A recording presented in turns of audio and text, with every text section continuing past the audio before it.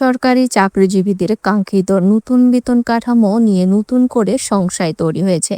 1 জুলাই থেকে নতুন pay scale কার্যকর হওয়ার আশা থাকলেও সরকারের পক্ষ থেকে এখনো কোনো আনুষ্ঠানিক ঘোষণা না আসায় কর্মকর্তা কর্মচারীদের মনে হতাশা ও অনিশ্চয়তা বাড়ছে। একদিকে সরকার পে স্কেল চালুর প্রস্তুতি চূড়ান্ত করছে, অন্যদিকে আন্তর্জাতিক মুদ্রা তহবিল IMF এটি অন্তত 2 বছর পিছিয়ে দেওয়ার পরামর্শ দিয়েছে। তবে IMF এর এই অবস্থান না মেনে সরকার নবম জাতীয় পে স্কেলের গেজেট দ্রুত প্রকাশের পদক্ষেপ নিচ্ছে। অর্থ ও পরিকল্পনা মন্ত্রী আমির খসরু মাহমুদ চৌধুরী জানিয়েছে, নতুন বেতন কাঠামোর রূপরেখা এখন শেষ ধাপে রয়েছে এবং মন্ত্রিসভার সবুজ সংকেত পেলেই প্রজ্ঞাপন জারি করা হবে। অর্থ বিভাগের তথ্য মতে আগামী অক্টোবরে অনুষ্ঠিত হতে যাওয়া IMF এর বার্ষিক সম্মেলনের আগেই গেজেট প্রকাশের সর্বোচ্চ চেষ্টা চলছে। বাংলাদেশের সর্বশেষ অষ্টম জাতীয় পে স্কেল চালু হয়েছিল 2015 সালে। এরপর প্রতি বছর নিয়মিত 5% হারে বার্ষিক বৃদ্ধি বা ইনক্রিমেন্ট দেওয়া হলেও নতুন কোনো পে স্কেল বাস্তবায়ন হয়নি। বর্তমান বাজারে মূল্যস্ফীতি ও জীবনযাত্রার সার্বিক খরচ বহুগুণ বৃদ্ধি পাওয়ায় সরকারি চাকরিজীবীদের নতুন বেতন কাঠামোর দাবি আরও জোরালো হয়ে ওঠে। 2025 সালের জুলাইয়ে নবম জাতীয় পে কমিশন সরকারের কাছে জমা দেওয়া প্রতিবেদনে মূল বেতন 100 থেকে 140% পর্যন্ত বাড়ানোর প্রস্তাব করে।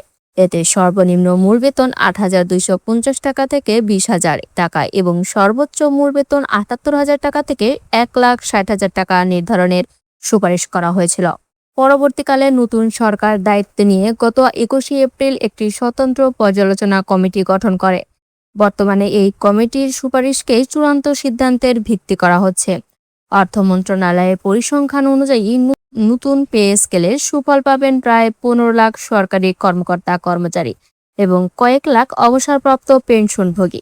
মূল বেতনের সঙ্গে বাড়ি ভাড়া, চিকিৎসা, উৎসব ভাতা ও পেনশন খাতে সরকারের রাজস্ব ব্যয় উল্লেখযোগ্য হারে বেড়ে যাবে। অর্থনীতিবিদদের হিসাব মতে পে স্কেল পুরোদমে চালু হলে সরকার বছরে প্রায় 82,000 কোটি টাকা বাড়তি খরচ হবে।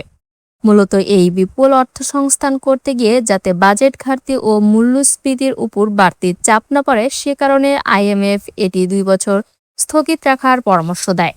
তবে সরকারের অবস্থান এ বিষয়ে ভিন্ন। সম্প্রতি প্রধানমন্ত্রীর কার্যালয়ে আয়োজিত এক নীতি নির্ধারণী সভায় নতুন বেতন কাঠামোর আর্থিক প্রভাব ও বাস্তবায়নের কৌশল পর্যালোচনা করা হয়। উক্ত সভায় প্রধানমন্ত্রী তারেক রহমান মূল নীতিগত সিদ্ধান্ত বহাল রেখে প্রয়োজনে ধাপে ধাপে তা বাস্তবায়নের তাগিদ দেন। অর্থমন্ত্রী আমির খসরু মাহমুদ চৌধুরী নিশ্চিত করেছেন যে IMF এর ঋণের শর্তের সঙ্গে পে স্কেলের কোনো যোগসূত্র নেই এবং মন্ত্রিসভার চূড়ান্ত অনুমোদন পেলেই প্রজ্ঞাপন জারিতে আর বিলম্ব হবে না।